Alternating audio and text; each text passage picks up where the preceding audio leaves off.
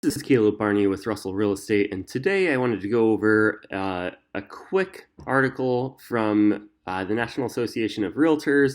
It's titled, Does it make, or Where Does It Make Most Sense to Buy a Fixer-Upper? And basically, they're saying that, a lot of home buyers are having to consider buying a fixer-upper or at least something that's not fitting all of their needs in order to find something that's affordable because interest rates are still elevated. They're under 7% right now, which is great, but still higher than what they have been the past couple of years. And house prices haven't really dropped down too much if it's move-in ready. So where does it make most sense to buy a fixer-upper or a diamond in the rough? And this article actually points out 10 different cities where it might make more sense to do that. So as I go through here, it says where to find a fixer-upper. Front Door, which is a home repair and maintenance resource, recently identified the best markets to find fixer-uppers at the lowest cost and resell them for a premium after renovation. So this is, what Front Door found was more so geared toward investors, so fix and flippers. I actually do work with a lot of investors, both flippers, but also people who are holding long-term rental portfolios. And this could actually be a great strategy to buy something on the cheap, fix it up yourself economically, or obviously you can still pay somebody to do that. That's not a problem. And the value of the home will be there, so you have equity, but you could also rent it out at a higher price then too. So what they say is the study finds that the city with the most fixer-uppers available is New Orleans, with about 9% of homes listed in New Orleans labeled as fixer-uppers. And they cost about 45% less than homes that aren't listed as fixer-uppers. So basically, these houses, they usually stay on the market for a little longer because they don't appeal to the masses. And because of the work involved, a lot of times, they're costing 45% lower than houses that aren't listed as fixer-uppers, but it's not going to take you all of that money to get you back up to a normal amount for the home value. So that's where you can actually build equity by doing that. One thing that they point out here that was of interest to me, though, was the city of Cleveland, because I live in a Cleveland suburb. I live in Strongsville, Ohio, and I grew up and born and raised around the Cleveland area. And as a real estate agent, that's primarily where I do a lot of my work.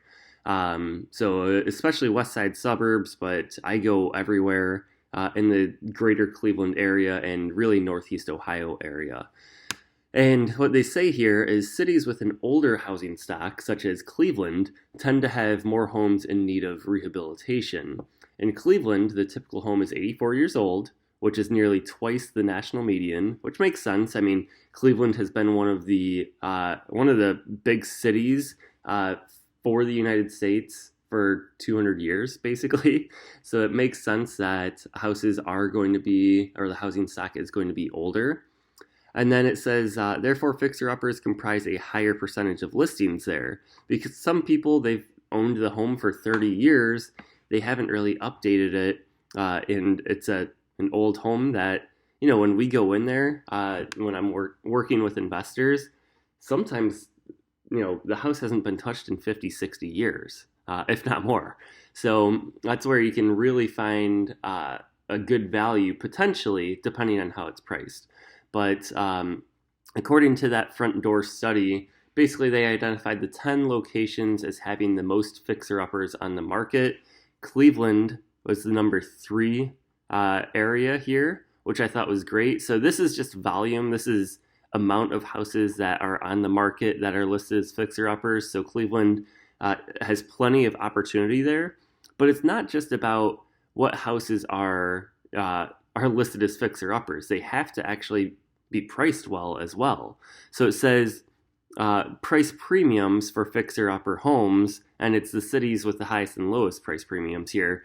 It says, while houses in need of rehabilitation are cheaper than the typical home in nearly every major metro, in some cities, strong demand for fixer-uppers drives prices beyond the market median. That makes no sense to me, by the way. So it says in Honolulu, fixer-uppers sell for 69.5% more than the median price for all homes, which is the most of any city. But rehabbers and redevelopers, or anyone looking to afford or looking for an affordable home, so if they're going to use it as their primary residence, will find the best deals in St. Louis, where fixer-uppers sell for about 65% less than the median home price.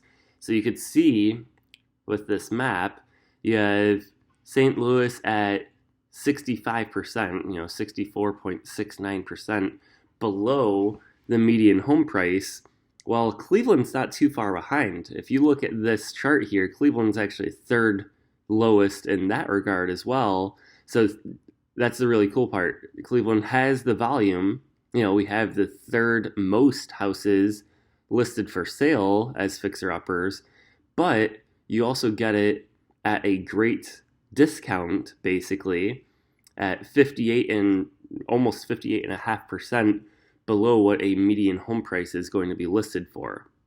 So if the best deal is going to be in St. Louis, second best is technically in Pittsburgh at minus 58.45%. Cleveland's right there at minus 58.42%. So that's amazing. If you're looking to invest in the Cleveland area, there's plenty of opportunity.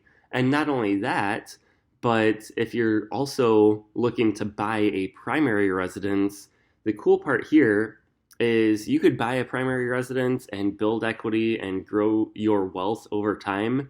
And then if you want to move out of that place, after you fix it up, you could sell it. If you've lived there and used it as your primary residence for 2 out of the past 5 years, you could sell it at a profit and not pay any capital gains taxes or anything like that. Up to a certain limit. Of course, it's $250,000, I believe, still for a single person, and up to $500,000 for a couple or a married couple. But based on the price point in Cleveland, you're not going to hit that really here. So that's the cool part here.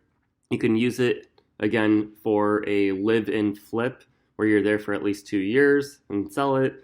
You could live there, buy it economically, fix it up, and then rent it out for a premium, keep it and hold it in your portfolio. Or obviously, if you're an investor, you can use that for fix and flips and do what you want with it. So that's the article. Again, it's from the National Association of Realtors. And if you have any questions or if you are looking to buy in the Cleveland area, feel free to reach out to me.